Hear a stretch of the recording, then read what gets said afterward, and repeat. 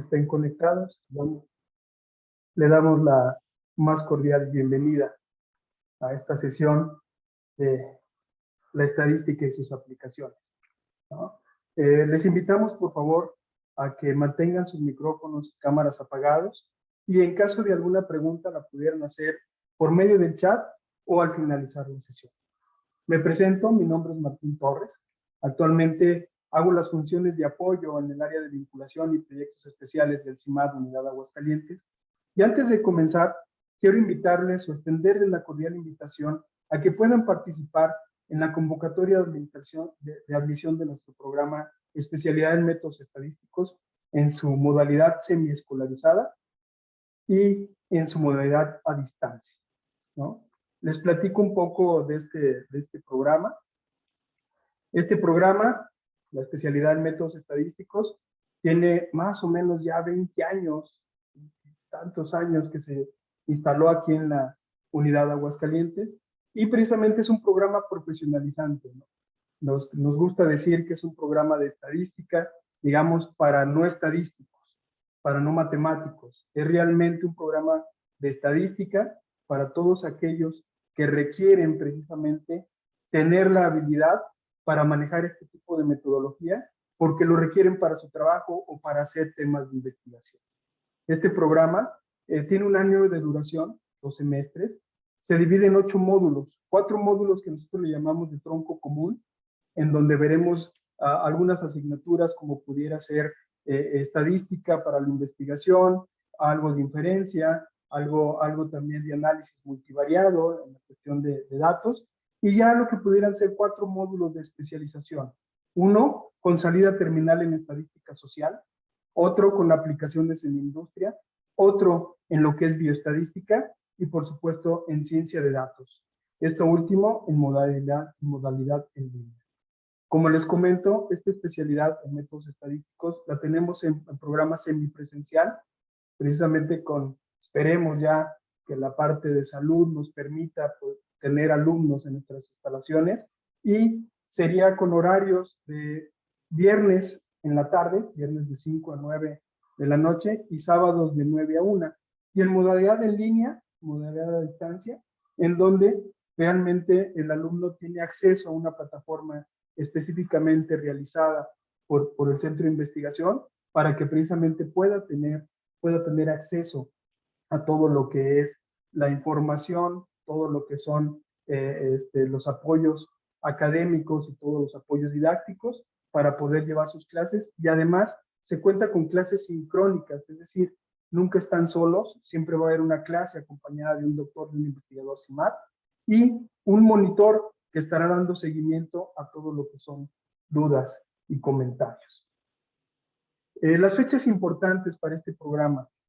El límite para enviar solicitud de inscripción es el 27 de mayo. Contamos con un curso propedéutico precisamente con la intención de unificar lenguajes.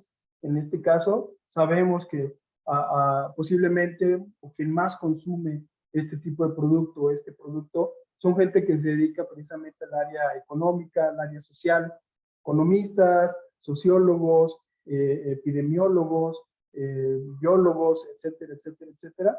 Entonces, en el curso propedéutico tratamos precisamente de unificar lenguajes, de hacer un pequeño recordatorio de los cursos que vimos en estadística, tanto en nivel medio superior como superior. Y si ustedes ya cuentan incluso con un posgrado, recordamos ahí un poquito estos temas y poder llegar con un lenguaje unificado precisamente a las clases que podamos tener dentro de la especialidad. Se hace una entrevista de selección, no todo es examen, sino también un filtro que tenemos es que el investigador CIMAD, los profesores que imparten la clase, platican un poco con cada uno de ustedes para saber intenciones y poder de alguna manera orientar también en las diferentes líneas terminales que tenemos para saber o para podernos apoyar en esta decisión. Tenemos un curso de R. Este curso también lo hacemos con la intención de que todo nuestro curso, toda la especialidad está basada en software libre, vamos a ponerlo así, en software libre para no ocasionar un gasto adicional a los estudiantes y que puedan tener todo el lenguaje o toda la programación o todo el desempeño que se pueda tener, todas las aplicaciones que podamos tener para un software libre. Entonces damos ahí un apartado de un curso en R. Y luego ya viene para la parte, para todos aquellos que quieren ciencia de datos, viene un examen general de cómputo, estadística y matemáticas con la intención de ver si realmente se cuenta con los conocimientos básicos para poder entrar a esta, a esta línea terminal. Y por supuesto el inicio de clases el 15 de agosto, ¿no? En este momento todo el proceso se llevará a distancia, todo el contacto que tendremos con ustedes, todos aquellos que decidan entrar al programa, será a distancia con la intención precisamente de no tener riesgos de salud. Y bueno, en este momento pues ya todas las plataformas de comunicación nos permiten realizar esta actividad sin problema, ¿no? Entonces, desde este momento y hasta el 27 de mayo, tienen ustedes la posibilidad de pedir más información, de solicitar su acceso, de solicitar, de hacer su preinscripción, vamos a poner en ese tema, y poder acompañarnos y poder vivir la experiencia de pertenecer a la familia CIMAD, ¿no? A la comunidad CIMAD. Aquí vienen los teléfonos a los cuales ustedes se pueden comunicar con LADA 449-918-5061 y viene precisamente, pues si ustedes quieren ver información más a detalle de los programas, la liga www.m.cimad.mx para la especialidad en un sistema híbrido y www.emetcimad.mx para lo que es la especialidad de métodos estadísticos, modalidad en línea. Vienen también los correos electrónicos m@cimad.mx y emet@cimad.mx para cualquier duda, aclaración que se tenga. Y por supuesto, síganos en nuestras redes sociales, Facebook, Twitter, Instagram, ¿no? Los invitamos precisamente a que puedan acompañarnos en esta experiencia de pertenecer a la familia CIMAD, ¿no? Pues muy bien, ahora sí que pues vamos a presentar a nuestro ponente del día de hoy, el maestro Ignacio Méndez Gómez Humarán. El maestro nos presentará la sesión La estadística y sus aplicaciones. Quiero comentarles que el maestro, y no saquen cuentas, tiene más de 20 años de experiencia profesional. Es precisamente actualmente es el encargado de la especialidad en métodos estadísticos. Él es el coordinador académico de este programa académico, tanto en modalidad presencial o semipresencial como en línea, ¿no? Tiene una vasta experiencia, precisamente él imparte las clases de estadística y la investigación, imparte la clase también de muestreo, imparte las clases de todo lo que es la línea terminal de bioestadística, y bueno, también tiene vasta experiencia en todo lo que es modelación estadística y modelación matemática, ¿no? Ha participado en muchos proyectos de investigación vinculada, muchos proyectos de investigación básica. Precisamente él tiene la distinción de pertenecer al Sistema Nacional de Investigadores, ¿no? Y ha sido también asesor o es asesor de organismos internacionales como pudiera ser la FAO, como pudiera ser la UNESCO, ¿no? Él tiene mucha experiencia en todo lo que es precisamente el uso de la estadística y en hacer todas las partes de aplicación para ella, ¿no? Maestro Méndez, muchas gracias por acompañarnos, muchas gracias por tu tiempo. Te cedo la palabra. Muchas gracias, Martín. Bienvenidos a todos. Es para mí un placer presentarles lo que les tengo preparado para hoy. Déjenme compartir mi pantalla. Muy bien, espero que ya la tengan a la vista. Les voy a platicar un poquito qué es la famosa estadística aplicada. Mucho se habla de estadística aplicada, pero ¿qué es? ¿Qué entendemos por estadística aplicada? Y también les presentaré algunos ejemplos del uso de la estadística en dos ramas, porque bueno, tiene muchísimos usos, se usa en diversos temas, hay diversos desarrollos, es algo que que siempre estará en continuo crecimiento y adaptación a diferentes ciencias, porque es una herramienta que se aplica prácticamente en todo lo que es generación de conocimiento. Y bueno, voy a empezar por platicarles qué significa ese concepto de estadística aplicada. Y como les digo, es muy común hablar de estadística aplicada, pero eso implica muchas cosas.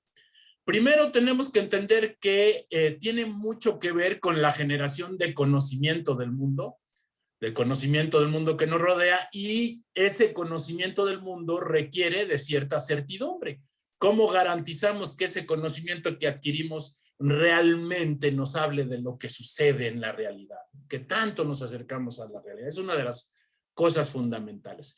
Y bueno, por el otro lado existe toda la parte del conocimiento teórico, lo que es la estadística matemática, que es todos aquellos desarrollos matemáticos que, como mencionó Martín, no profundizamos en la especialidad, pero que son sustento de mucho de lo que hacemos y de cómo justificamos ciertos resultados, ¿verdad? Y ese sustento matemático nos garantiza que los procedimientos que usamos en problemas reales sean de algún modo confiables, siempre que los apliquemos de la manera adecuada. Y entonces la palabra aplicada implica precisamente el uso de ese conocimiento teórico para comprender los fenómenos de las ciencias fácticas. ¿Qué quiere decir esto? Que son las ciencias que tienen que ver con los hechos, con la realidad. Y bueno, en primera instancia, la estadística aplicada la podemos definir como un conjunto de procedimientos para reunir, medir, clasificar, codificar, computarizar, analizar y resumir información numérica que se adquiere de manera sistemática. Esta es una primera referencia que hacemos.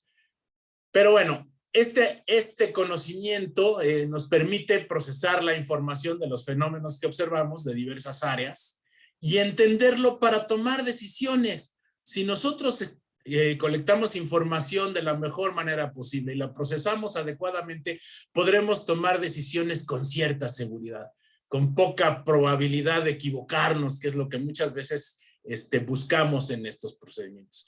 Y esa obtención de la información del fenómeno requiere conocimiento que no es estadístico, o sea, necesitamos conocer el fenómeno, necesitamos conocer el contexto para que nosotros podamos tomar información confiable del fenómeno, pero a la vez requerimos lo que llamamos el razonamiento estadístico.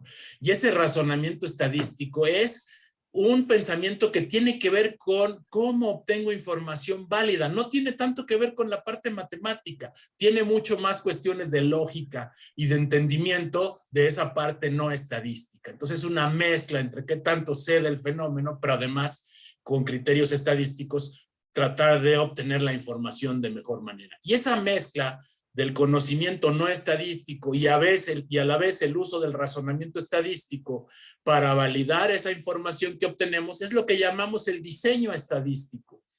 El diseño estadístico tiene mucho que ver con cómo planeamos la información desde que la vamos a generar o cómo utilizamos la información si es que la información ya existe y la vamos a utilizar para algún interés particular. Y entonces esto hace que la estadística no es un ente solo independiente que sirve nada más para analizar datos, no, tiene que ver con todo el proceso de generación del conocimiento y tiene muchísimo que ver con la investigación en general. Entonces está muy conectada. Y aquí obtengo otra cita interesante que me gusta mucho porque es una cita de un libro teórico que se utiliza en algunas programas de posgrado como texto base para la introducción a la estadística matemática, el Moody-Graybill, un libro bastante utilizado. Y ellos lo que dicen es que podríamos llamar a la estadística aplicada como la tecnología del método científico. O sea, esa aplicación de los métodos para que lo que obtenemos en nuestro proceso científico sea confiable, sea válido y libre lo más posible de errores, porque nunca estamos libres de errores, pero mientras mejor hagamos un diseño, mejor hagamos el proceso y el análisis, está con mayor probabilidad, como dije en un principio, libre de errores. Y eso es con lo que nos conformamos para que nuestro proceso de generación de conocimiento sea confiable. Y entonces, bueno, ¿cómo nace la estadística? Y aquí entro a uno de los troncos principales de lo que es el conocimiento estadístico y de lo que es la estadística aplicada. Primero, ¿qué significa estadística? Bueno, la estadística es la ciencia de Estado, que proviene del término alemán statistics, y que surge de la necesidad de los gobiernos de los países de conocer cómo son sus poblaciones en cuanto a grupos de edad, sexo, problemas de salud, etcétera. ¿Por qué? Porque esto nos permite, como para las personas o el grupo gobernante, tomar decisiones para administrar las necesidades del país, de la comunidad que forma el país, ¿no? Y entonces en sus inicios se realizaban censos para conocer las poblaciones. Sin embargo, rápidamente el realizar censos pues es una situación muy costosa y muy complicada. Entonces se requiere poder obtener otras alternativas que no sean censos, pero que esa información que se obtenga sea confiable. Y entonces surge la teoría de la probabilidad, la inferencia estadística y el muestreo, que nos permiten generar esa información de la manera confiable y tratar de garantizar que la información que se genera y que no es de toda la población, no es un censo, pero nos habla de qué ocurre en la población, y con cierta seguridad lo que observamos en la población podemos concluir qué es lo que observamos en la muestra es lo que ocurre en la población con una gran aproximación, y eso es lo que llamamos representatividad, qué tanto nuestra muestra corresponde a lo que realmente ocurre en la población. ¿De acuerdo? Y entonces surgen las grandes encuestas, y aquí les pongo algunos ejemplos de grandes encuestas en México, que son muy conocidas por todos. Tenemos instituciones que desarrollan encuestas a gran escala. El más conocido de todos es el INEGI, que tiene encuestas como la ENIG, la Encuesta Nacional de Ingreso-Gasto de los Hogares, o la ENOE, la Encuesta Nacional de Ocupación y Empleo, la ENA, Encuesta Nacional Agrícola, que por cierto este año se hace el censo agrícola, es uno de los temas interesantes. El INEGI constantemente está desarrollando encuestas. La ENIG, por ejemplo, es una encuesta que es continua, se hace periódicamente y se actualizan los datos periódicamente. Otra institución que, bueno, es muy conocida, al menos por mí, pero sí tiene mucha generación de información, también es muy importante a nivel nacional. Por ejemplo, el Instituto Nacional de Salud Pública tiene la ENSANUD, que es una de las encuestas más importantes, es la encuesta de salud y nutrición, donde se hacen estudios o se obtienen datos de las condiciones de salud de la población. Esta encuesta es una encuesta para estudios epidemiológicos muy, muy importante. La ENCODAT también, la encuesta de consumo de drogas, alcohol y tabaco, y muchas otras. Hay muchísimas encuestas que están generando instituciones, y por supuesto hay instituciones más pequeñas y hasta empresas que desarrollan encuestas para conocer un fenómeno de la población, o dependiendo de qué es lo que queremos estudiar, ¿verdad?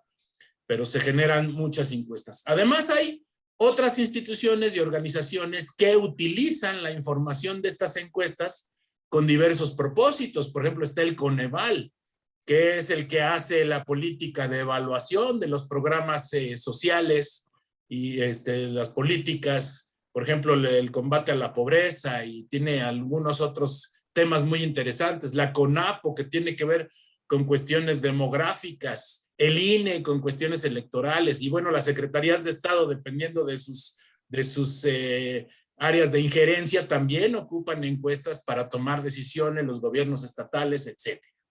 Y entonces en este punto lo que voy a hacer es que les voy a presentar algunos ejemplos de encuestas que se utilizan para ciertos propósitos, y además cómo hemos batallado o cómo se batalla para que esas encuestas de algún modo sean confiables, cómo logramos generar la información de donde queremos generarla, y esa información nos permite tomar decisiones. Empezaré poniendo un ejemplo de la ENIG, la Encuesta Nacional de Ingreso-Gasto de los Hogares. Esta encuesta, bueno, de algún modo nos sirve para establecer las medidas de pobreza, la famosa pobreza multidimensional, que esa pobreza multidimensional la publica el Coneval. Sin embargo, está basado en la encuesta ENIG, y esta encuesta ENIG es una muestra dirigida a hogares, es una encuesta a hogares, donde se miden ciertas características de ingresos y gastos de los hogares del país, y además permite hablar a ciertos niveles de desagregación. Por ejemplo, podemos ver por nivel de ingresos o estrato socioeconómico, podemos hablar a nivel de entidad federativa, podemos hablar de zonas rurales y de zonas urbanas, podemos desagregar por sexo del jefe de familia y muchos otros niveles de desagregación.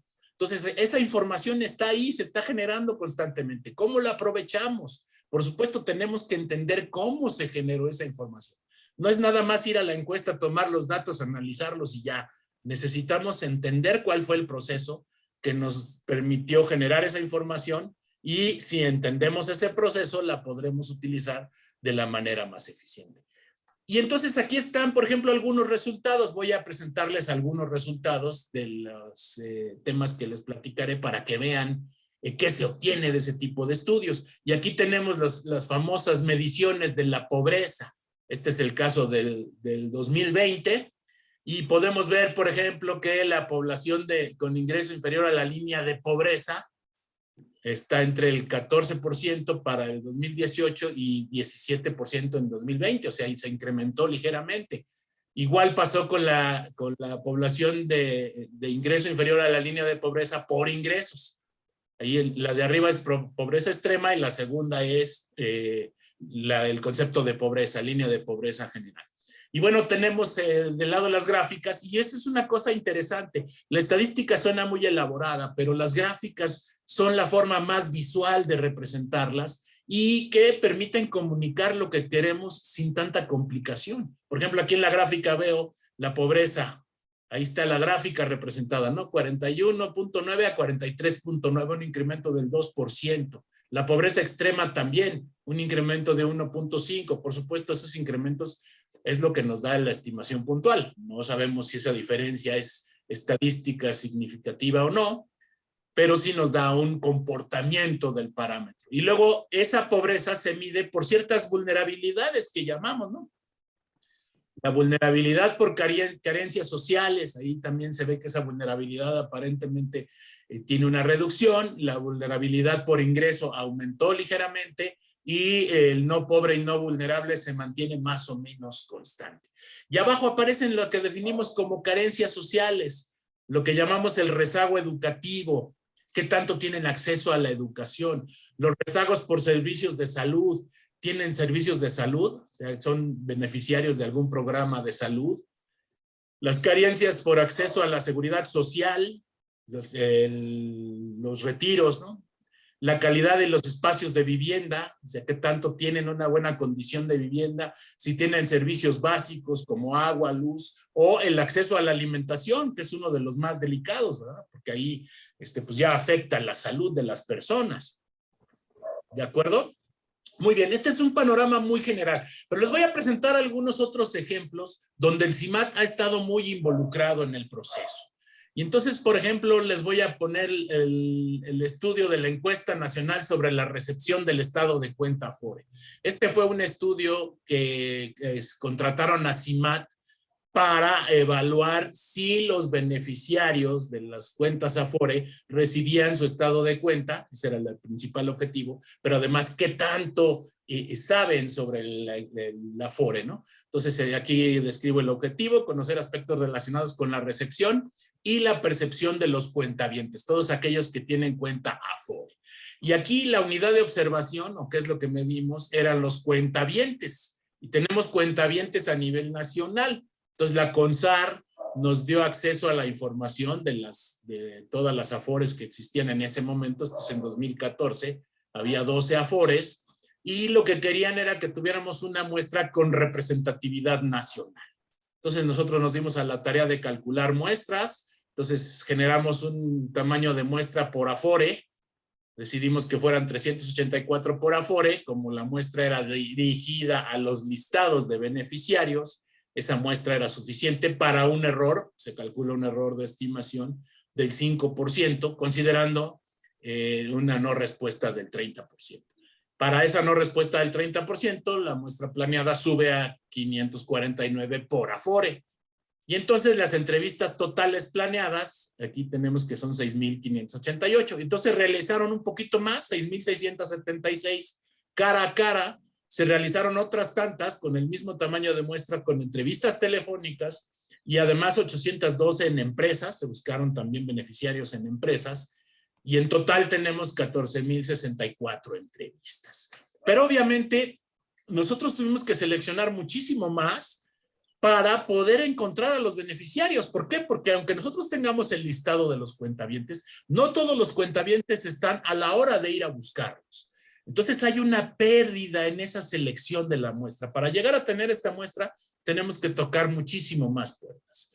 Y entonces aquí está más o menos cómo se comportó la muestra con lo que llamamos las tasas de contacto. O sea, qué tantas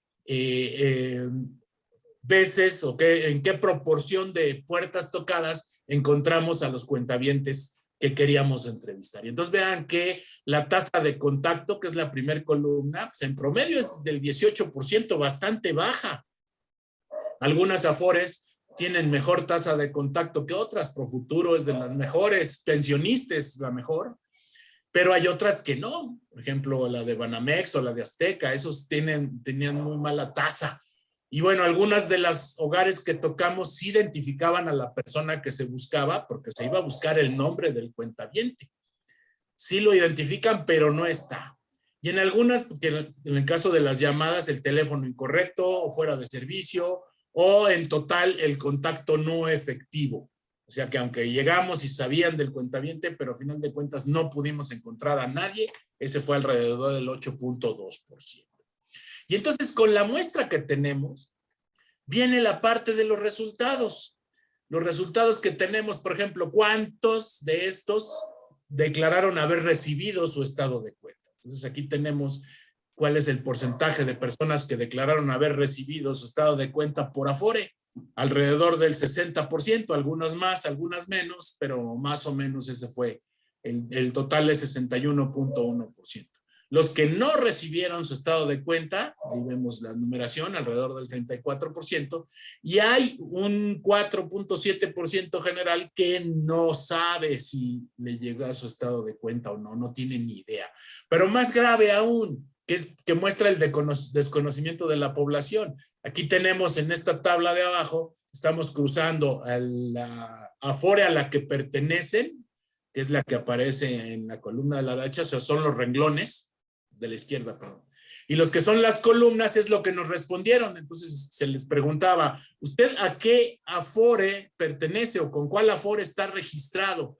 Vean que en general alrededor del 50% saben realmente en qué Afore están y la otra cantidad no tienen ni idea. Por ejemplo, el de Pensionista, solo el 24% saben en qué Afore están. Entonces esto nos da una idea del desconocimiento que se tiene, ¿verdad? Entonces, aquí trato de mostrarles el proceso de obtención de esa información. Otro ejemplo, un estudio del diagnóstico del posgrado en México. Este estudio se realizó con fondos de CONACYT y lo hicimos con el apoyo de la COMEPO, el Consejo Mexicano de Estudios de Posgrado. Lo que ellos querían saber era cuál es la situación del posgrado en México, qué tipos de posgrados hay, alumnos, etcétera, etcétera. Entonces, este estudio, el objetivo era conocer las características de los posgrados y entonces lo que tomamos como unidad de observación era el posgrado. Evidentemente, pues para poder obtener información del posgrado, teníamos que dirigirnos a los coordinadores de los programas de posgrado. Y además, en ese entonces, el listado de COMEPO, del total de posgrados registrados, era de 10,678. Por supuesto, ese listado puede estar incompleto, ¿verdad? Porque aquí puede ocurrir que haya posgrados que no se hayan registrado o como nos encontramos algunos posgrados que aparecían registrados varias veces porque se registraban en los estados, pero en realidad era el mismo posgrado. Eso nos ocurrió sobre todo con las universidades privadas. Entonces se calculó un tamaño de muestra por estado, bueno, un tamaño de muestra global y se asignó proporcionalmente a los estados según el número de posgrados. Entonces, de esos 10,678, tomamos una muestra de 3,361. Y ocurre lo mismo, ¿verdad? Tenemos tasas de respuesta. Aquí tenemos el número de posgrados existentes y la muestra asignada. De esa muestra asignada para cada estado tenemos cierto número de cuestionarios llenos, que además estos cuestionarios eran todo un documento que los coordinadores de posgrado tuvieron 2 meses para llenar, o sea, era bastante información compleja. y teníamos que estarlos presionando porque algunos pues, no respondían, nos prometieron la información en cierto tiempo y no cumplieron, tuvimos que estar dando vueltas y vueltas hasta que logramos cierta cantidad de respuesta. Y entonces aquí también pueden ver que tenemos un porcentaje de respuesta, el 72.6% respondieron. Más o menos por estado vemos que oscila, en algunos estados tenemos mejor respuesta que en otros, pero en general tuvimos una muestra razonable para cada estado. Y la pérdida alrededor del 27.5%, que fueron posgrados que nunca nos respondieron. Y por supuesto, para esos tamaños de muestra calculamos otra vez lo que es el error de estimación. Ese famoso error de estimación que ya mencioné en 2 ocasiones, es la medida de qué tanto error tengo en la medición de alguna variable de interés. En este caso hicimos indicadores con puntajes de 0 a 10, y en esos indicadores teníamos errores aproximados. Aquí tenemos, por ejemplo, para Aguascalientes de 0.4 y así sucesivamente. Y en el nacional tenemos un error de 0.10, bastante razonable para poder tomar decisiones sobre estos datos. Y bueno, algunos resultados, por ejemplo, el 73% de los programas que estudiamos, y bueno, lo que estimamos que hay en la población, son programas de maestría, el 10% son programas de doctorado y el 17% de especialidad. ¿Cuántos pertenecen al padrón de calidad de CONACYT? El 19%, en ese entonces se llamaba PNPC, Programa Nacional de Posgrados de Calidad del CONACYT. Y también, por ejemplo, las áreas del conocimiento de esos posgrados. Y podemos ver que las ciencias sociales, las humanidades y ciencias de las conductas se llevan más del 65%, si las sumamos, mientras que las ciencias que llaman duras, biología, química, ciencias físico-matemáticas, entre las dos es el 6%, ingeniería es el 12%. Entonces, esta información nos permite conocer la población objetivo, que en este caso son los posgrados. Les encargo, por favor, que apaguen sus micrófonos. Muy bien. Otro indicador que nos pareció de importancia era conocer cómo está la oferta y demanda. Entonces calculamos lo que llamamos la razón de oferta y demanda. Se obtuvo la oferta a partir del número de lugares que cada posgrado reportó tener para alumnos. O sea, cada posgrado nos decía, yo puedo recibir cierto número de alumnos en cada promoción. Entonces con eso se calcula la oferta en el estado. Y también se midió cuántas solicitudes hay para los posgrados en los estados. Y con eso obtenemos lo que es la oferta y la demanda. Si obtenemos una razón de oferta y demanda, este es un indicador que nos permite observar dónde hay más oferta que demanda y viceversa. Por ejemplo, todos aquellos que tienen la razón mayor que 1, nos indican que hay más disponibilidad de lugares para estudiar posgrados con respecto a la demanda. Por ejemplo, aquí Baja California Sur tiene un 3.3 de razón. Lo que nos indica es que sobran espacios. O sea, por cada solicitante tenemos 3 espacios disponibles. Hay mucha disponibilidad. Hay otros estados, por ejemplo, si me voy a Yucatán, hasta Yucatán es 0.87. ¿Qué quiere decir esto? Que aquí la demanda es más alta de lo que hay en el estado. Y esto, por supuesto, implica que hay mucha migración. Entonces hay estados con mucha oferta, poca demanda, y algunos están muy bien balanceados. Por ejemplo, Aguascalientes. Aguascalientes tiene una razón de 1. O sea, casi cada lugar disponible se ocupa, que sería el óptimo. ¿Sí? La oferta y la demanda coinciden. Ok, otro ejemplo más. Los factores que intervienen en la competitividad de la micro, pequeña y mediana industria en Aguascalientes. Y aquí nuestro interés era construir un modelo de competitividad. El gobierno del estado de Aguascalientes estaba interesado en conocer cómo debía de apoyar a las empresas para que mejoraran su competitividad, sobre todo aquellas empresas relacionadas con la industria automotriz, que obviamente es la industria que tiene mayor peso en Aguascalientes. Y entonces el objetivo era establecer un modelo para encontrar los factores que ayudan a mejorar la competitividad de las empresas. En este caso, la unidad de observación es la empresa, pequeñas y medianas empresas, las pymes.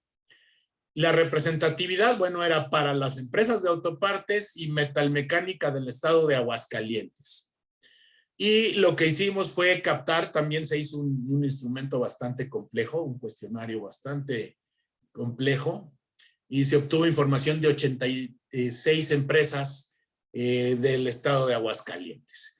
Y sobre todo empresas, como les dije, que son de la cadena de suministro del sector automotriz. Y aquí tenemos una pequeña gráfica con el tamaño de las empresas. Las pequeñas eran 40, una muestra, micro 30, grandes solo 2 y medianas 14. Pero ¿qué queríamos saber de estas empresas? Como dijimos, queríamos medir los factores de competitividad. Y entonces se construyó un instrumento que medía estos factores que se consideraron los factores de competitividad. Por un lado, la gestión de la producción, lo que es el abasto, las instalaciones, aseguramiento de la calidad, control de procesos, etcétera, etcétera. La gestión comercial, la gestión administrativa, la planeación, el proceso, el desarrollo organizacional, ¿sí? Liderazgo gerencial, desarrollo de capital humano, etcétera. Innovación y vanguardia tecnológica. ¿Qué tanto las empresas innovan? ¿Hay innovación, sí o no? El entorno externo, la educación, el financiamiento, la infraestructura pública, la seguridad y otros aspectos de la estructura de la cadena de valor y, por supuesto, los apoyos gubernamentales. Con esta información construimos un modelo. Y este es un modelo de ecuaciones estructurales que nos permite medir qué tanto cada uno de estos factores influyen en el concepto de competitividad. La competitividad no la medimos, pero con un modelo se puede obtener una medición virtual, lo que llamamos una variable latente, y vemos qué tanto esta variable latente depende de los factores involucrados en el proceso. Y entonces nos llama mucho la atención, por ejemplo, que el apoyo gubernamental, vean el coeficiente del apoyo gubernamental, estos son estandarizados, nos dan una idea de qué tanto, y si el signo es positivo, impulsan la competitividad. Si es negativo, están en contra de la competitividad. Por ejemplo, el apoyo gubernamental es uno de los que más peso tienen, pero también la gestión de la producción. Si son buenos en el proceso productivo, tienen un buen avance. La gestión estratégica contribuye, pero no tanto. Pero, por ejemplo, la innovación y tecnología, ahí tiene poca contribución. ¿Y cómo se relaciona la gestión de la producción con la innovación y tecnología con sentido negativo? ¿Qué quiere decir esto? Si las empresas tienen buena gestión de la producción, tienen menos innovación tecnológica. Aquellas que tienen problemas de gestión y producción son aquellas que están orilladas a tener innovación y incorporación de la tecnología. Que no esperaríamos eso, ¿verdad? Nos convendría que las empresas, además de tener buena gestión de la producción, tuvieran esa capacidad de innovación, porque eso las haría avanzar mucho más rápido. Normalmente las empresas, si tienen un proceso muy conocido y les funciona muy bien, ya no le quieren mover porque de ese viven y ahí se quieren mantener y no buscan mejorar sus procesos, que es algo que se debería hacer continua, la mejora continua. No siempre, aunque esté en el discurso, no siempre lo hace. Entonces, este modelo dio muy buenos resultados porque nos llevó a generar otro programa de intervención de las empresas donde CIMAT les dio capacitación precisamente para mejorar estos puntos de conexión. Encontramos, por ejemplo, que la gestión de la producción era importante, entonces se les capacitó en el control de procesos, se les capacitó en muchas cosas que pudieran impulsar esa competitividad. Entonces sabíamos qué tornillo moverle para mejorar la competitividad de las empresas en base a este modelo. ¿De acuerdo? Otro ejemplo más.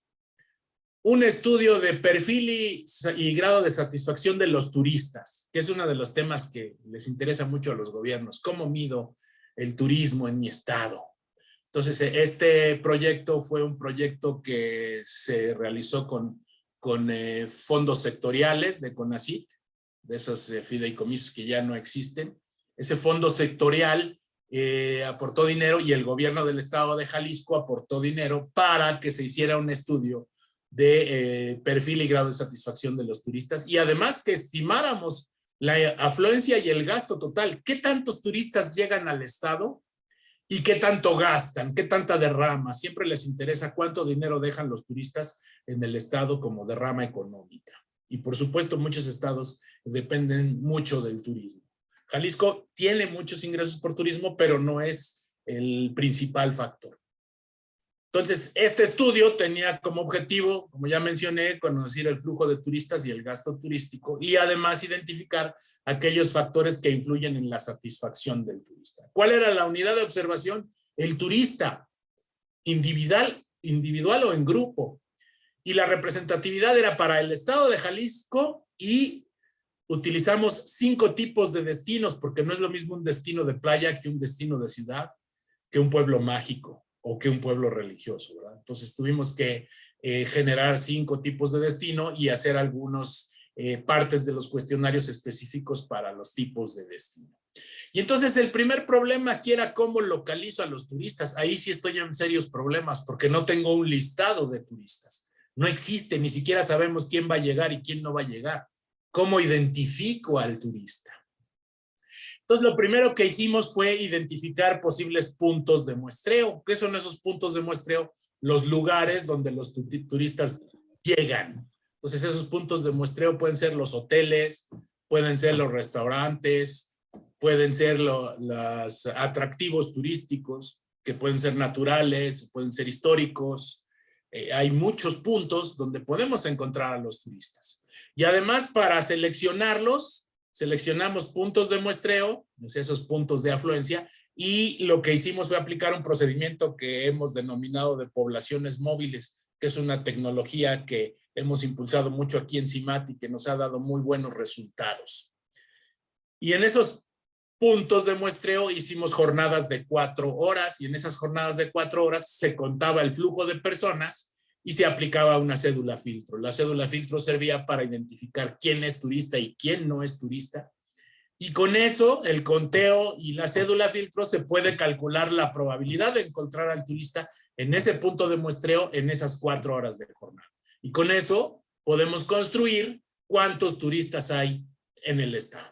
Así, a ese nivel. Y este estudio duró 1 año completo. Estuvimos visitando puntos de muestreo durante los 12 meses del año y nos dio excelentes resultados. Y aquí tenemos la tabla de los puntos de muestreo. Vean todos los posibles puntos: bares, cantinas, cafeterías, fuentes de soda, restaurantes de servicio con preparación de tacos y tortas, de autoservicio, etcétera, ¿no? Y luego avanzamos más. Cabañas, villas y similares, campamentos, albergues, grutas, parques, hoteles, museos, parques acuáticos y luego lo que llamamos atractivo cultural y natural. Este listado lo construimos con la base de datos del DNUE de INEGI. Esa base de datos es el Directorio Nacional de Unidades Económicas. El problema de ese directorio es que es voluntaria. Las empresas, los restaurantes y todos estos se registran de manera voluntaria, entonces es probable que haya algunos que no estén en el listado. Otra cosa importante, bueno, y los atractivos culturales y naturales, eso fue un listado que nos dio el gobierno del estado.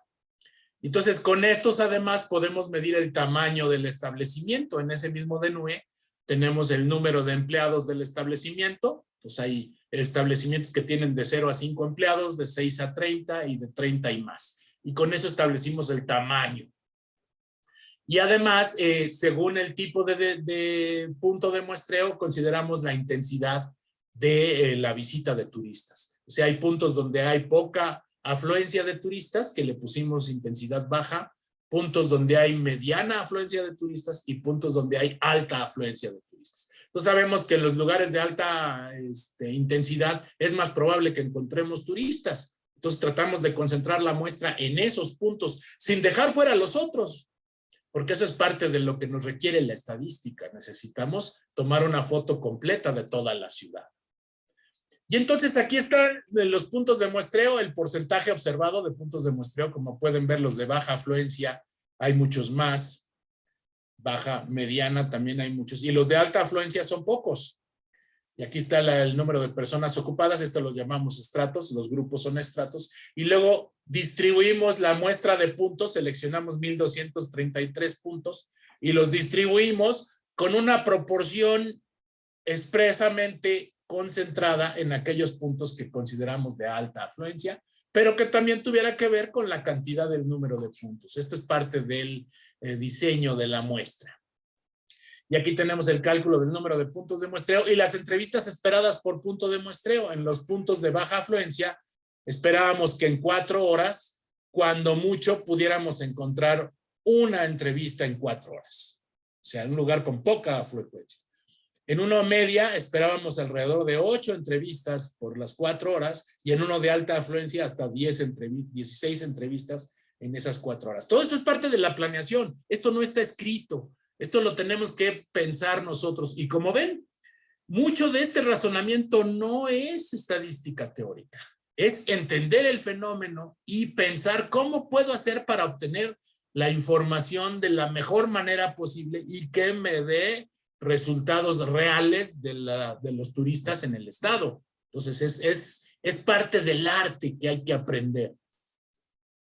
Y entonces ahora pasamos a los temas que se miden en el cuestionario. Por un lado teníamos lo que era la satisfacción con el destino, donde teníamos la capacidad de las instalaciones, en el caso de sitios religiosas, pues religiosas, satisfacción de actividades religiosas, estos son de puntos religiosos, conservación del sitio, festividades. Luego, por el otro lado, la hospitalidad de las personas, la comunicación, servicios públicos, qué tanto les gusta el destino o no, la seguridad pública, etcétera. Y por el otro lado tenemos la satisfacción con los servicios.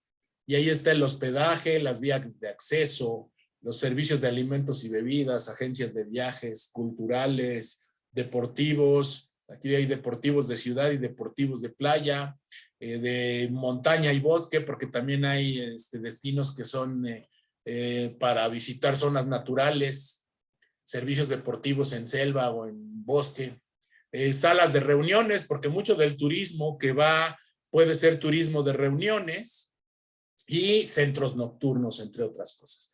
Todo esto se mide, el cuestionario también es un arte hacer el cuestionario porque hay que hacer filtros, no todas las preguntas se le aplican a todos, por ejemplo los de sitios religiosos, pues no se les aplican a los de playa y cosas de ese tipo, ¿no?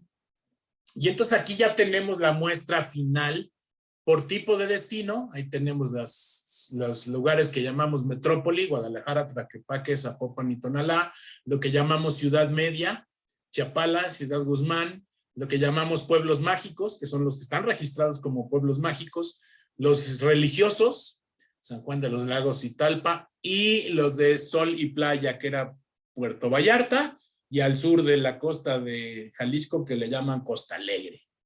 Y entonces aquí tenemos cuáles son las muestras por mes que obtuvimos. Vemos que en los meses de enero a mayo tuvimos un excedente, por eso la diferencia sale en negro, y en los meses siguientes tuvimos un estimado, una muestra final menor al estimado, por eso aparecen en rojo, y en total tuvimos 1,248 entrevistas menos de las esperadas, pero al final obtuvimos 12,742 entrevistas de las 13,983 planeadas. Entonces ya tenemos nuestra muestra. Luego viene el arte de analizar la muestra. Y empezamos por estimar el número de turistas. Es un proceso bastante interesante cómo se hace la estimación, que no me voy a detener en eso, pero ahí es donde entra la parte matemática de manera fuerte. Y aquí tenemos los estimados del número de turistas. Por ejemplo, podemos ver que en Metrópoli en el año tuvimos 13,5 millones de turistas, mientras que en destinos de sol y playa 5 millones de turistas. Y los otros destinos, menos de 2 millones. El de ciudad media es el más bajo, con 1,290,000. Pero, y en total se estimó un flujo de turistas de 23,475,000 en el año. ¿Y esos turistas cuánto gastan? Entonces a la derecha tengo el gasto total estimado por tipo de destino y vean que el de Metrópoli es el que tiene más gasto estimado, por supuesto, pues son más personas.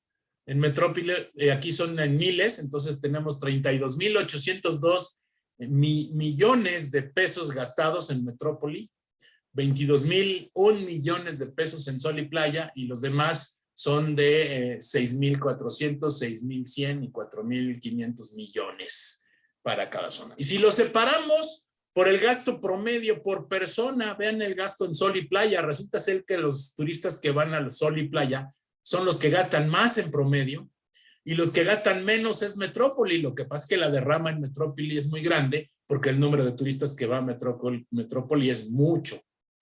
Pero el de sol y playa, pues es bastante, ¿no? Son gastos promedio por persona por día. Son 4,000, no, perdón, no es por día, es por promedio por viaje. Ok.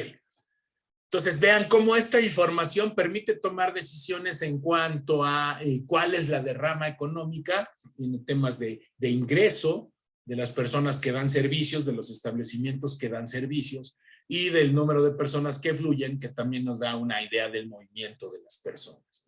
Pero además queríamos ver cómo se relacionan las características del sitio con la satisfacción del turista.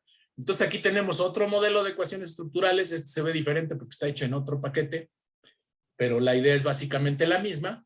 Y entonces tenemos lo que es la satisfacción del turista. Y tiene un puntaje de 0 a 10. O sea que podríamos decir que la calificación que asignan los turistas en promedio es de 8.7 puntos. O sea, califican Jalisco en el tema turístico con 8.7 de calificación. Sí, lo vemos como calificación. Pero ¿cómo influyen los servicios en esa calificación? Por ejemplo, vamos a los que más influyen. El que más influye de todos es el servicio de alimentos y bebidas. El servicio de alimentos y bebidas tiene un punto 33. O sea que cuando el servicio de alimentos y bebidas está bien, la satisfacción se incrementa en punto 33 de ese puntaje de 10, digamos, sí, de la calificación de 10. Entonces, el más importante es servicios y alimentos. Y el hospedaje también contribuye, pero el hospedaje contribuye con la mitad de lo que contribuyen los servicios de alimentos. Vean la diferencia. Es más importante los servicios de alimentos que los servicios de hospedaje en la satisfacción del turista, por supuesto. Vamos a otros conceptos, por ejemplo, las características del destino. Seguridad, alumbrado, agua potable, pavimentación, limpieza. Todas esas son características del destino y ese aporta un punto 2 al puntaje. Y las vías de acceso para aquellos que llegan por carretera, porque aquí tenemos que llegan por avión, llegan por camión, llegan por automóvil particular, etcétera, etcétera. También medimos todos esos aspectos, ¿no? Entonces, este modelo nos permite identificar qué es lo que el turista considera más importante o que le da más satisfacción de su viaje.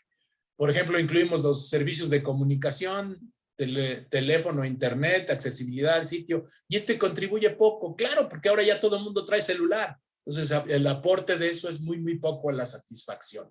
Lo mismo los aspectos de infraestructura, si eran suficientes y adecuados. Eso no importaba tanto. Y servicios especiales, por ejemplo, instalaciones con discapacidad y zonas de la señalización para zonas de riesgo, contribuye poco. Bueno, debe contribuir poco porque el número de personas que requieren estos servicios tampoco es tanta. Entonces, por eso su peso es más bajo. Entonces, ese tipo de cosas también influyen en cómo se mide el fenómeno. ¿De acuerdo? Bueno, hasta aquí les platiqué un poco estudios basados en encuestas por muestreo, que esos estudios lo que buscan es conocer la población y tomar decisiones sobre la población de estudio. En este último caso son los turistas. Pero ya vieron que las ideas estadísticas se aplican a prácticamente cualquier tema. Hablamos de industrias, hablamos de estados de cuenta, hablamos de ingreso de los hogares y aquí estamos hablando de los turistas. Pero hay otra vertiente muy importante de la estadística aplicada, que es la conexión con la causalidad. ¿Cómo conectamos la relación causal entre factores de estudio?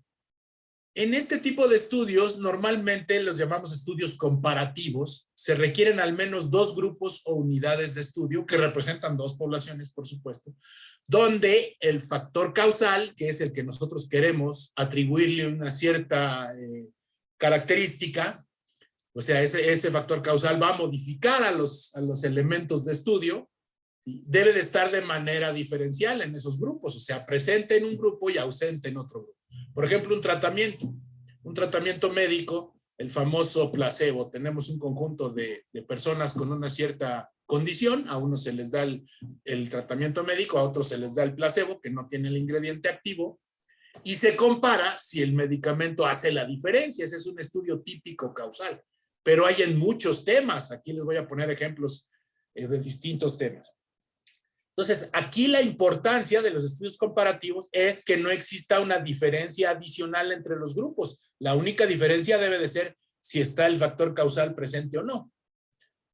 Lo demás debe de ser parecido para que no haya otros factores que me modifiquen el resultado y entonces ya no sé si se debe al factor causal o se debe a otras características de los grupos de estudio. Y esto es lo que nos da lo que llamamos la validez interna o comparabilidad, que es otro concepto importante, así como el de representatividad para mi población objetivo, el de comparabilidad es el que me valida que realmente la diferencia se debe al factor causal y no a otra cosa. Y aquí el diseño metodológico requiere validar esa comparabilidad. Esa es una de las cosas importantes. Y aquí también ha habido desarrollo de diferentes enfoques. Tenemos el enfoque del diseño de experimentos, y esto pues, nace en agricultura, el diseño de experimentos, que nace con Fisher a principios del siglo pasado, pero rápidamente se va a la industria y a la salud en los ensayos clínicos, que los ensayos clínicos son diseños experimentales, y muchos otros usos de estos diseños, que en un tiempo se pensó que era la única forma de establecer causalidad, pero ahora se sabe que no. Y están los diseños comparativos observacionales, que no es propiamente un experimento, pero también en esos estudios se puede establecer causalidad. Y ahí entran las ciencias sociales, economía, evaluación de programas y políticas públicas, etcétera. Y entonces para este distinto tema o distinta vertiente de la estadística aplicada, surge la teoría del diseño y análisis de experimentos, los ensayos clínicos aleatorizados, los estudios comparativos observacionales. Hay libros de todos estos temas y hay una gran diversidad de técnicas y modelos estadísticos que nos ayudan para establecer esas relaciones entre variables y poder estimar si hay esos efectos causales que queremos estimar. Y entonces el primer ejemplo que les presento es un ejemplo de una política pública. Me gusta mucho porque comúnmente pensamos en los experimentos o en los estudios comparativos en temas de ciencias naturales, medicina, agronomía, temas pecuarios, etcétera, pero no lo vemos en temas sociales tan fácilmente. Entonces, este es un estudio donde nos tocó participar con Verumen. Verumen es una empresa que hace encuestas. En este estudio, el Bansefi, que es un banco del gobierno, tenía un programa. El programa se llama Programa de Asistencia Técnica a las Microfinanzas Rurales, PATMIR. Y ese programa lo que hace es que a otras sociedades financieras les da dinero para que esas sociedades financieras les den créditos a las personas de zonas rurales y de bajos recursos, en un intento por mejorar las condiciones financieras de las zonas rurales y ver que la condición socioeconómica de esas personas mejore en el tiempo. ¿De acuerdo? Entonces, en este estudio se desarrolló una metodología observacional comparativa. Transversal quiere decir que es una sola foto en el tiempo, no hay dos momentos en el tiempo. Se toman solamente una muestra para beneficiarios, socios de PATMIR, que es el grupo de tratamiento, aquí lo marcamos como GT, y también se buscó al grupo de comparación, que son aquellos que no son socios, porque nosotros queremos ver cuál es la diferencia entre los socios y los no socios, o sea, cómo les va a los que reciben el programa PATMIR en comparación con los que no reciben el programa PATMIR. Y la comparabilidad aquí tiene que ver con que los sujetos sean parecidos. ¿Qué tan comparables son? Tienen que ser parecidos. Y entonces en el diseño tenemos los socios, que es el grupo de tratamiento, del cual obtuvimos 961 entrevistas efectivas, y luego tenemos los no socios, que los tenemos en 3 grupos. El grupo A, que son los no socios, pero que sí tienen servicios financieros, o sea, aquellos que tienen créditos de la banca formal. Luego hay socios que tienen créditos, pero de personas informales, agiotistas y otro tipo de créditos que no son formales. Y los últimos que no tienen servicios financieros. Y en total tenemos 618, 661 y 241 de cada grupo, de los que son grupo que le llamamos de comparación o de control, aquellos que no son beneficiarios. Obviamente la recomendación es que los no beneficiarios sean más a los beneficiarios, porque nosotros vamos a tratar de identificar los más parecidos de los no beneficiarios o los control con los que sí son beneficiarios, para identificar si son diferentes y la diferencia que se deba al programa y no a otra cosa. Y entonces una técnica que se utiliza aquí es el emparejamiento, o sea, el famoso matching. Aquí se hace la estimación del efecto promedio, se utiliza lo que llamamos el índice de propensidad y se utiliza un modelo. Aquí está la ecuación que se utiliza, pero aquí esta ecuación lo que me hace es simplemente calcula la diferencia entre lo que quiero medir debido al programa. O sea, poder decir que la diferencia es por el programa y no por otra cosa. Entonces, toda esta parte matemática es para eso. No me voy a meter al detalle, pero esa es la idea. Y entonces aquí tenemos lo que es el índice de propensidad. Este índice lo que me permite ver es cuáles son los sujetos según el índice, que son tanto socios, que son los que aparecen en rojo, café, no sé cómo se vea en su monitor, y los no socios que aparecen en azul. La idea de esta metodología es que aquellos que están con los mismos puntajes, por ejemplo, aquí me pongo después del punto 2, veo que hay muchos más no socios que socios, pero estos son sujetos que son similares en el puntaje de propensidad. Por lo tanto, estos sujetos los puedo comparar entre sí. Si me voy a las barras más adelante, por ejemplo, este que está arriba de punto 6, veo que hay más beneficiarios que no beneficiarios. Claro, eso esperaría. Esperaría que si el programa estuviera bien aplicado, esperaría que aquellos que tienen mayor propensidad sean los que tienen puntajes más altos. Pero lo que busco es que pueda tener contraparte del otro lado para comparabilidad. Esta técnica es para garantizar que lo que comparo es válido, o sea, evitar otros posibles factores. ¿Qué otros posibles factores? Bueno, hay muchos. Aquí está, por ejemplo, combustible para cocinar. Los que aparecen en rojo o en rosa son aquellos que son más frecuentes en los no beneficiarios. Y los que aparecen en verde son los que son más frecuentes en los beneficiarios. Pero el método me permite hacer puntajes e igualar a los sujetos. Entonces, con estos puntajes hago mi comparación. Y una vez que tengo la comparación, calculo tanto los porcentajes como el efecto promedio. Por ejemplo, los entrevistados que piden prestado a instituciones formales, aquellos que le piden a los bancos comerciales, a otras financieras. Los que son socios, el 59%, mientras que los que no son socios, y aquí que sí tienen servicios financieros, solo el 12%. ¿Cuál es esa diferencia promedio? 47%. O sea, hay un 47% más de socios que piden prestado a instituciones formales. Una vez que ya son socios del PADMIR, se atreven a pedirle a instituciones formales y eso además los educa financieramente para que aprovechen los servicios financieros sin endeudarse. Luego acá tenemos los entrevistados, en la siguiente gráfica, los entrevistados que perciben mejora de su situación económica cuando son beneficiarios. Vean los socios. 12% más reciben una mejora en sus condiciones económicas. Si lo vemos comparado con los no socios, es el 15% más. Es un resultado interesante. El ser beneficiarios del programa los hace sentirse que tienen una mejor economía familiar, comparado con hace 12 meses. Por ejemplo, los que piden en tiendas de crédito como Electra, Coppel, FANSA, Walmart, los socios piden menos. Hay un 28% menos que piden a estas tiendas. Claro, estos créditos todos sabemos que son los más caros. Entonces, evidentemente, el hecho de ser socios del programa reduce su consumo de otras fuentes más caras de créditos.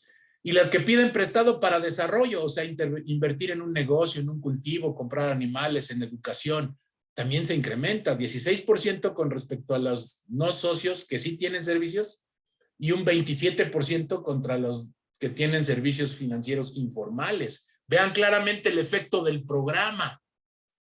Y la metodología de algún modo me asegura que la comparación es válida. O sea, las diferencias son reales entre los beneficiarios del programa y los que no son beneficiarios del programa.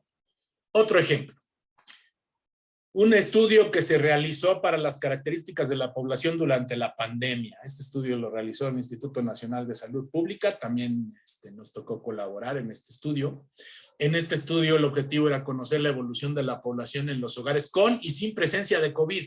O sea, aquellos hogares donde hubo enfermos de COVID, ¿se modificó su situación? La unidad de observación, los hogares, la representatividad nacional inicialmente, porque la encuesta no es probabilística, porque se hizo una encuesta telefónica y se dice que es diseño longitudinal porque se midió en dos momentos en el tiempo. Uno, cuando recién vino el confinamiento, cuando dijeron quédate en casa y todo el mundo se tuvo que quedar en casa, bueno, la mayoría. Y la segunda medición vino cuando ya se levantó ese confinamiento y surge el semáforo epidemiológico, que fue más o menos un mes, mes y medio después. Y lo que se pretende ver es cómo cambió la situación de las familias, la presencia de la pandemia. Y aquí, bueno, están las fechas de las dos mediciones, la jornada de sana distancia y la de seguimiento que llamamos. Y entonces para este estudio se tomó un listado de 12,000 y tantos números telefónicos, y de esos 12,000 y tantos números telefónicos, solo 11,777 fueron números válidos, y aquí están las respuestas, ¿verdad? Por ejemplo, 3,800 no existen, ese es un problema. Nadie responde, 2,700, vean, prácticamente más de la mitad fueron llamadas que no sirvieron, que mandan al correo, el servicio está suspendido u otras opciones, 1,600. Responden, pero no quieren contestar la encuesta, la negativa. Número equivocado. Se hace una cita, pero después ya no contestan, ¿verdad? Es un número de una compañía o institución. Responden, pero después ya no responden, cuelgan la llamada. Responden parcialmente. Vean, todas estas son no respuesta. Pero al final tuvimos 1,073 en la primera ronda, y en la segunda recuperamos 918 de estas 1,073, que no está nada mal. Y entonces ahora lo primero que tenemos que hacer es ver qué población representa mi muestra, porque la no respuesta hace que la población se desbalancee. Y entonces para saber qué población representa, comparamos ciertos indicadores con respecto a la encuesta intercensal en ese momento. Y por ejemplo, el porcentaje de mujeres era más alto en nuestra muestra. Lógico, es más probable que contesten las mujeres que los hombres en una llamada a un hogar. Por ejemplo, las personas de más de 50 años, 66%, mientras que en la población solo es el 19%, están mucho más representados.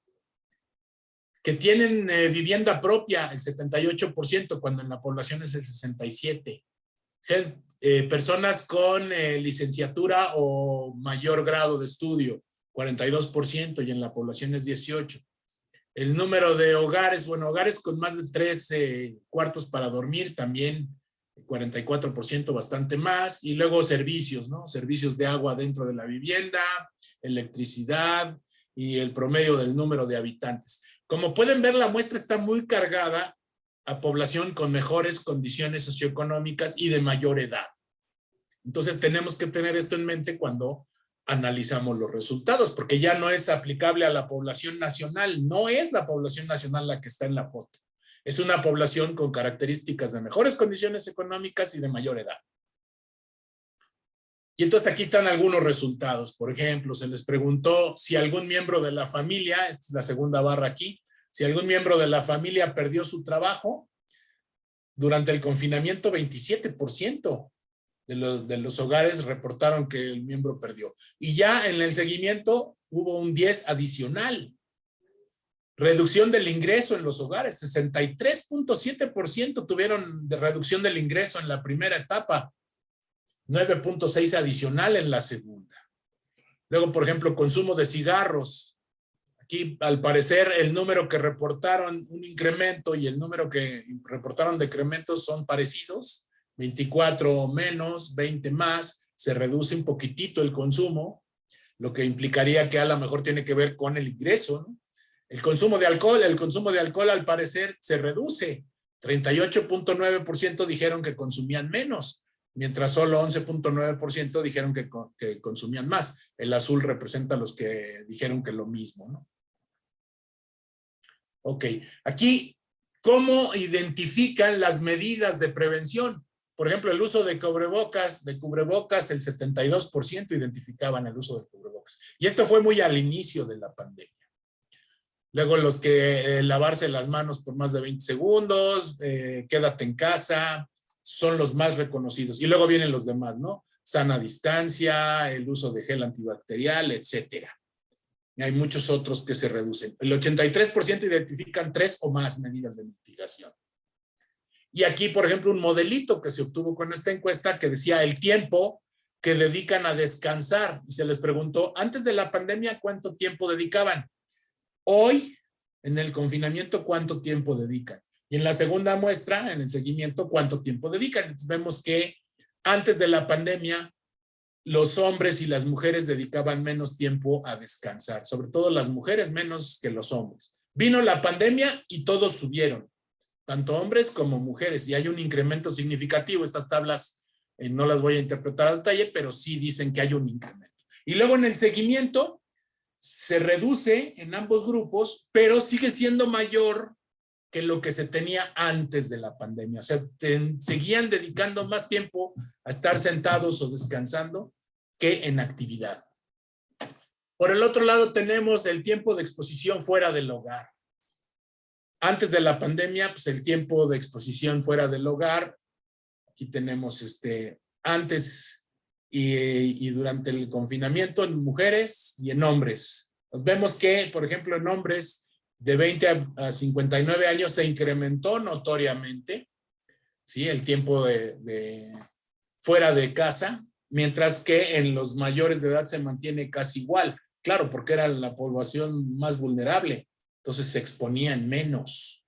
Aquí nada más se mide la línea base, que es cuando el confinamiento, y luego cuando viene el semáforo epidemiológico. O sea, el semáforo epidemiológico hizo que hubiera más movilización, pero sobre todo en el grupo de edad de 20 a 59.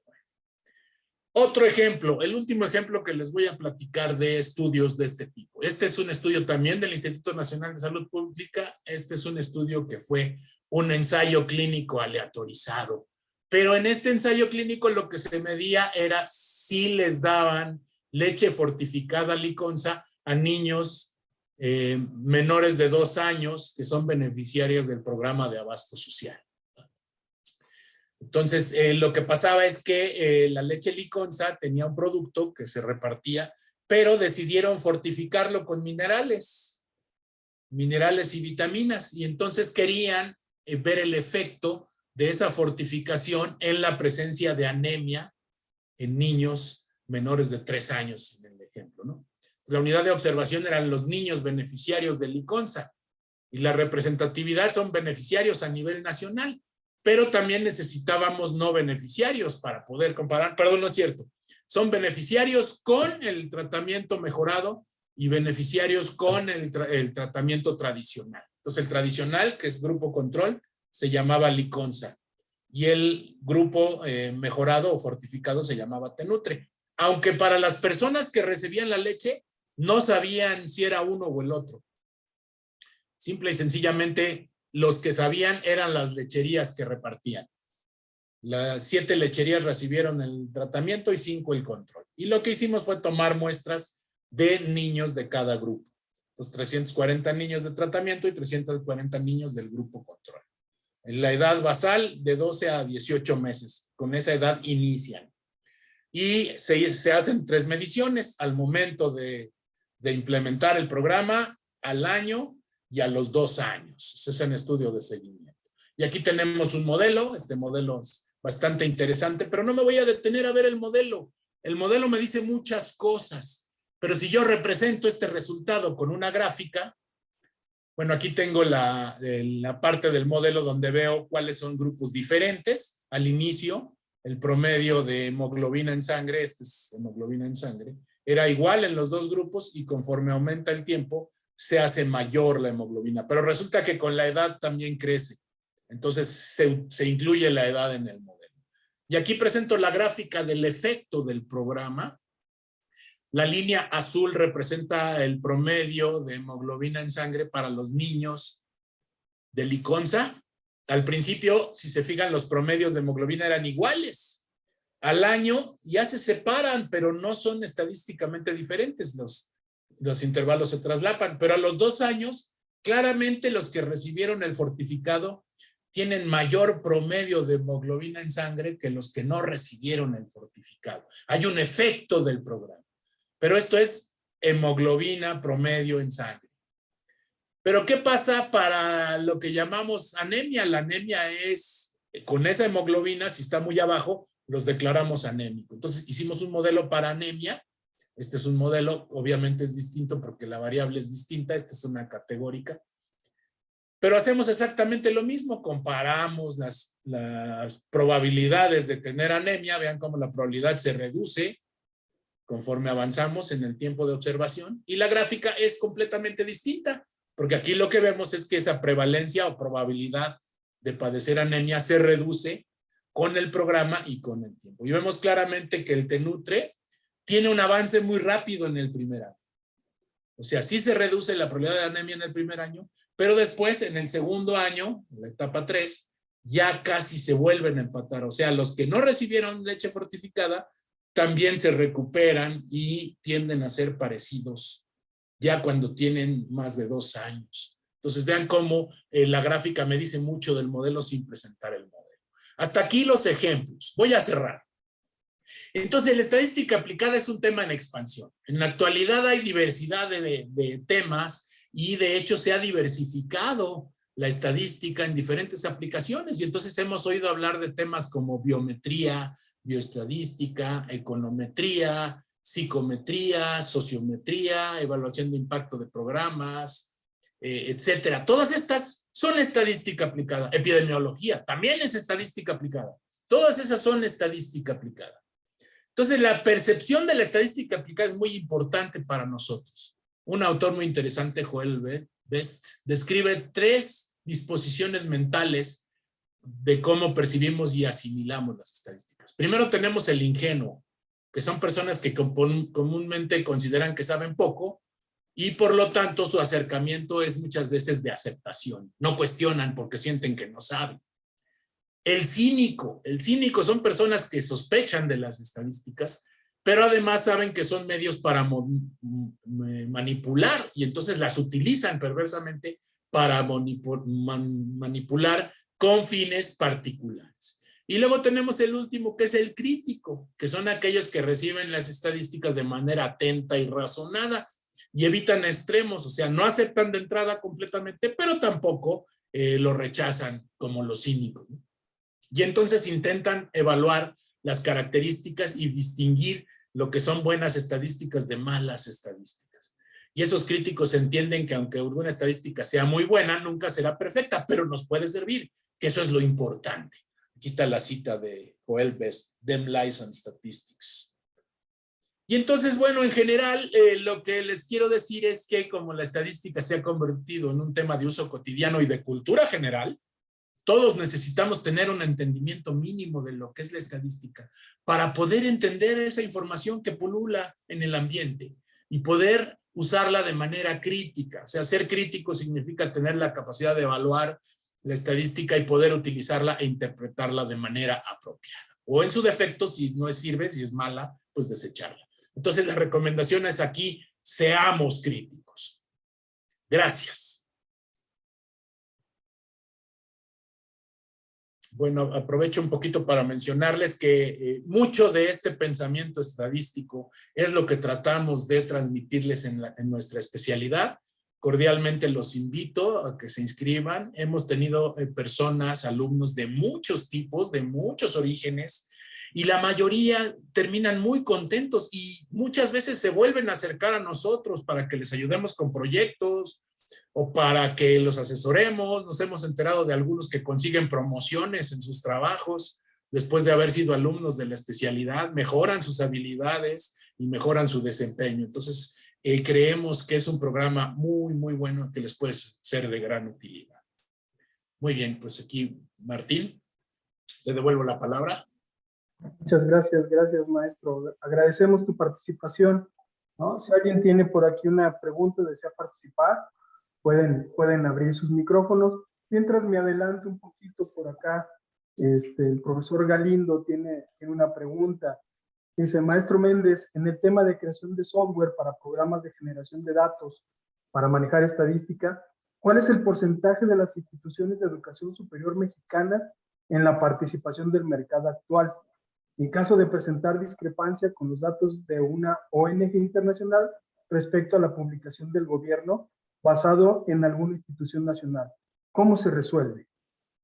Bueno, cuando hay ese tipo de conflictos, lo que hay que hacer es evaluar precisamente la parte metodológica de cada desarrollo, porque obviamente todos los desarrollos pueden tener características cuestionables y características de fortaleza. Entonces, si nosotros entendemos esa parte metodológica, a lo mejor el problema no está en que estén mal hechas, sino que están hechas de diferente forma y a lo mejor su representación están diferenciadas por cómo se desarrollaron.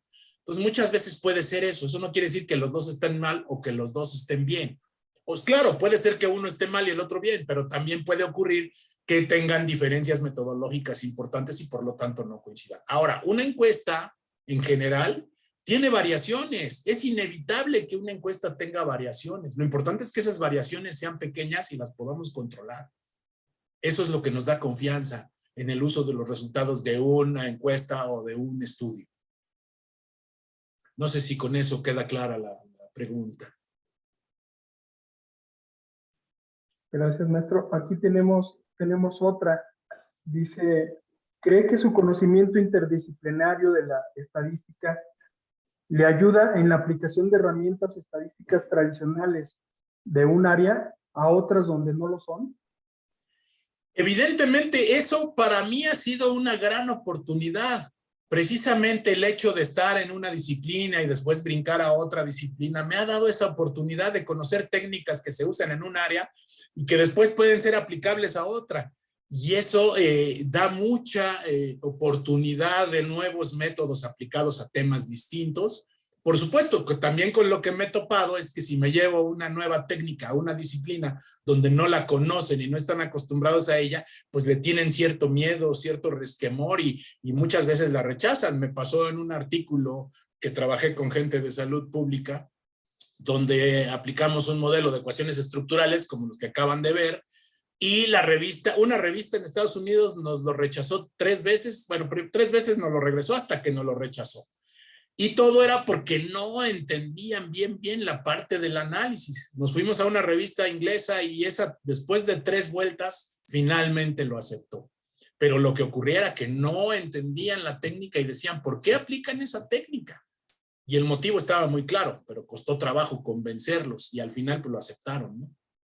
Sí, ocurre y es muy válido.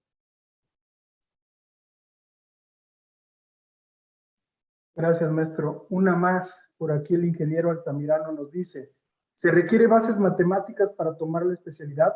Soy ingeniero agrónomo y requiero saber usar la estadística para evaluar mis trabajos de experimentación en la nutrición de plantas en base al uso de fertilizantes. Sí, bueno, sí se necesita un conocimiento básico de estadística, no al nivel de cálculo avanzado, que es lo que se necesita para estadística teórica, pero sí se necesita un cierto conocimiento elemental, matemático, no es demasiado elaborado, pero sí porque de algún modo para entender las técnicas de manera básica, porque se presentan de manera bastante accesible a los usuarios y principalmente desde el punto de vista conceptual. En ningún momento se les pide que resuelvan una ecuación matemática o que obtengan un resultado a partir de procedimientos matemáticos. En ningún momento se les pide eso. Es más de tipo conceptual y de aplicación. Gracias, maestro. También aquí Roberto Carlos Garcés nos pregunta, en mi caso soy especialista en evaluación. ¿Qué vertiente dentro de esta especialidad debería de tomar para perfeccionar la evaluación? ¿Evaluación en qué sentido? O sea, un poquito de información más necesito. Ok, especialista en evaluación posiblemente sería, no sé si sea evaluación de bienes inmuebles. De inmuebles. Perfectamente, evaluación de inmuebles y de marcas. Ok, gracias, bueno, gracias. Sí podría servir la estadística si nosotros medimos las características de esos inmuebles y luego conectamos esas características Y esas características incluyen tanto físicas como localización, como acceso a servicios, como cercanía a otros inmuebles o a otras cosas, y podríamos establecer un modelo de relación que nos dé la evaluación del inmueble con esas características. Entonces podríamos construir un modelo de predicción del valor del inmueble en función de sus características. Por supuesto que se puede. Gracias, maestro. También aquí, bueno, ya un poquito más de cómo podemos tomar los cursos de estadísticas que ofrece el CIMAD, cuál sería el contacto. Si quieren, al final volvemos a poner la laminita donde aparecen los correos electrónicos y los teléfonos.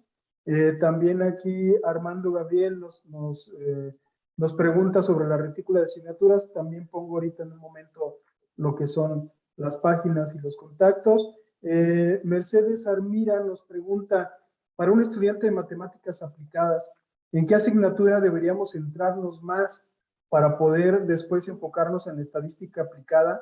¿Y cómo sería nuestro desempeño como matemáticos aplicados? Ok, bueno, como matemático aplicado, a lo mejor, bueno, si lo que quieres es una aplicación o dirigirte a un tema de una ciencia fáctica, podría ser que la especialidad te fuera de utilidad, pero generalmente para las personas que vienen ya del área matemática, yo les recomiendo que se metan más a programas que tienen que ver más con el manejo de profundizar en los temas. Tenemos la maestría en probabilidad y estadística en CIMAD, Guanajuato.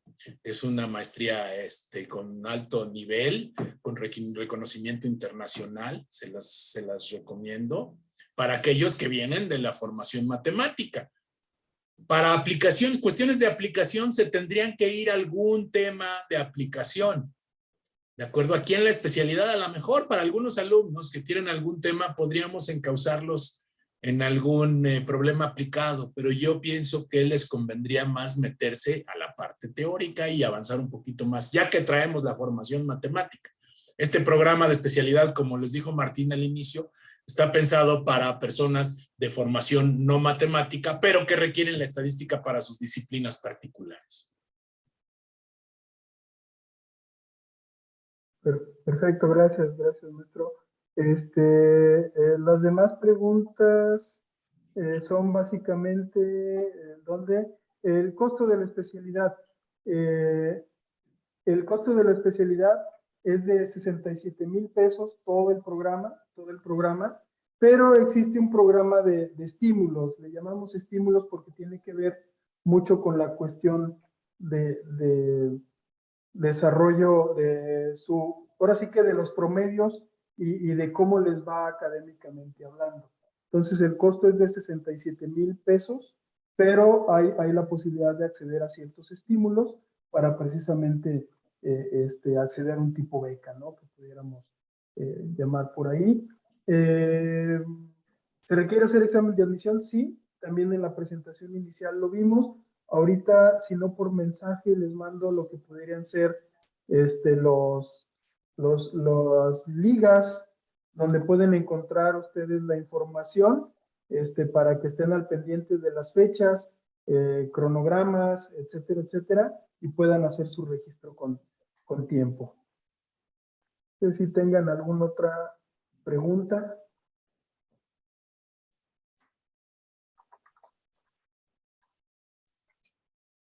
¿Se enseña R, Sergio? Sí.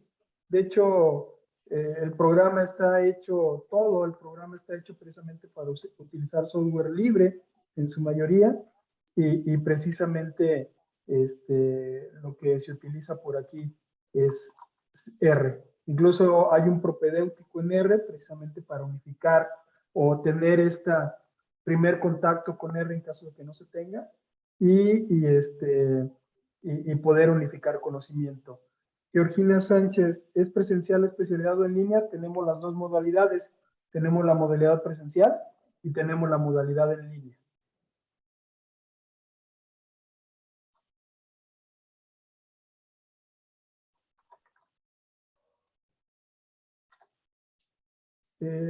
Les estoy mandando aquí en el chat las ligas y el correo electrónico a donde pueden ver de alguna manera toda la información.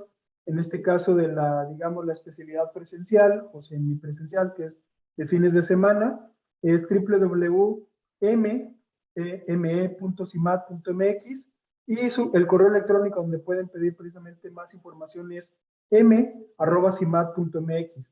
Y en el caso de la especialidad en modalidad a distancia, es www.emed.cimat.mx y el correo es igual, emed@cimat.mx. En la modalidad de línea, ¿cuántas horas se estima por semana? Ahora sí que, como comentamos, en línea se tienen clases de alguna manera o sesiones sincrónicas, en donde realmente el instructor, el profesor titular de la materia, da la clase con la intención de clarificar ciertos puntos, ¿no? Estas clases regularmente o estas estas sesiones sincrónicas pueden durar 2, 3 horas, pero durante toda la semana tenemos monitores. Estos monitores podemos decir que están disponibles para resolver dudas en cualquier momento. Entonces, podríamos decir que nuestro sistema o el sistema está un poquito ideado por si se requiere asistencia, pues vas a tener alguien que te asista, un tutor, un monitor, pero si tú lo quieres hacer un poquito más, digamos, abierto, también se puede hacer, ¿no? Es un sistema ahí un poquito que te da la libertad de que tú puedas destinarle los tiempos que sean necesarios conforme a tu experiencia y conforme a la necesidad que tengas de abarcar ciertos temas, ¿no? Dice por aquí Diana Ramírez, en CIMAT, tanto en la especialidad como en la maestría, acepta estudiantes de otros institutos o posgrados para tomar materias específicas. Lo platicamos. Ahora sí que todo se puede y todo es negociable. Vemos la posibilidad. Sí hemos tenido convenios de colaboración, por ejemplo, aquí mismo en Aguascalientes, con el Instituto Tecnológico de Aguascalientes, por ejemplo. Algunos estudiantes de algunas de sus posgrados vienen a estudiar algunas materias con nosotros. Algunos también tenemos convenios de colaboración precisamente con otros centros, con ACID, en donde intercambiamos estas cuestiones. La misma Universidad Autónoma de Aguascalientes, en donde algunos estudiantes vienen a cursar con nosotros y hay la posibilidad de esta revalidación de materias, ¿no? Pero se platica y se puede hacer algo. El costo de inscripciones son hay planes de pago, se puede hacer planes de pago. De hecho, el costo que les di de 67,000 pesos aproximadamente es el costo total, pero se divide en mensualidades, ¿no? Incluso podemos llegar a poner un plan de pagos, digamos, podemos llegarlo a hacer hasta personalizado, ¿no? Hay gente por ahí que llegando diciembre, cuando caen aguinaldos, etcétera, hacen pagos extraordinarios y entonces van reduciendo por ahí la carga de los demás meses donde, entre comillas, cuando el dinero escasea un poquito, ¿no? Entonces podemos llegar hasta pagos personalizados o un sistema de pagos, un programa de pagos personalizados. No sé si haya más. Bueno, maestro, estás leyendo todo el chat, muchas felicitaciones. Por aquí hay mucho felicitación, maestro, una explicación muy buena. Posiblemente alguien por aquí conocía al doctor Méndez Senior, viene por aquí un saludo, etcétera. Entonces, vienen muchos. El costo, 67,000 pesos, Esperanza. Vale 67,000 pesos la especialidad, pero hay opciones o hay posibilidades de entrar algunos estímulos dependiendo del logro académico.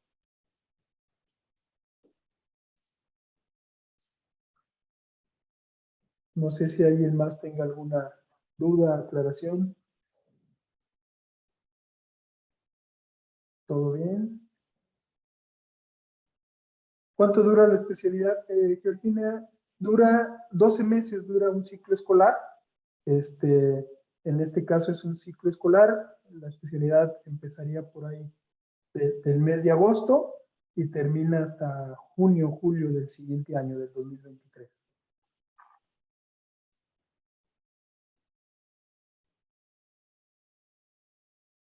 La documentación se puede, el calendario que nos están marcando ahorita Control Escolar es que el límite para enviar solicitudes es el 27 de mayo.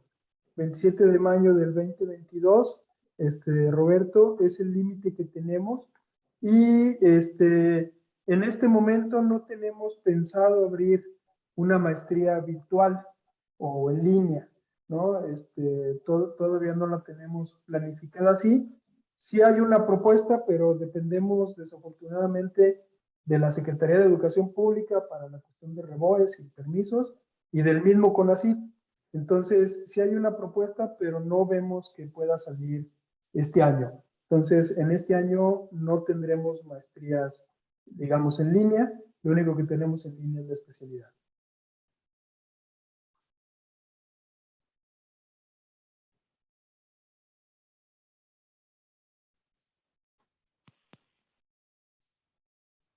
No sé si alguien más tenga alguna duda.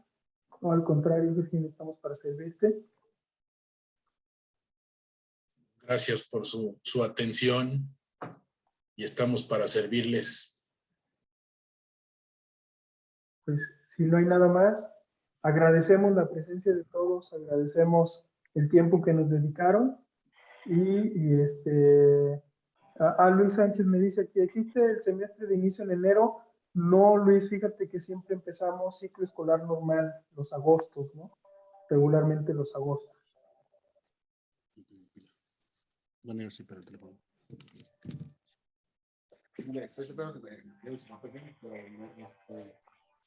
Muchas gracias a ustedes, gracias por los saludos.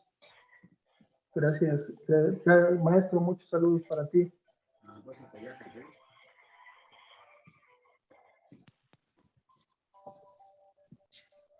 Claro que sí, ingeniero, aquí te esperamos. Pues si no hay otro comentario, pues creo que daremos por concluida esta sesión. Estén pendientes a las invitaciones. Vamos a estar realizando, haciendo este tipo de charlas más, digamos, de divulgación, precisamente de aplicaciones en todos los temas que tenemos en el CIMAD, en especial en el CIMAD Unidad de Aguascalientes. Y pues esperemos verlos en los siguientes eventos, en las siguientes charlas, y por qué no, como les comentaba, que se animen a ser parte de la comunidad estudiantil CIMAD, ¿no? Muchas gracias a todos y que tengan un buen fin de semana.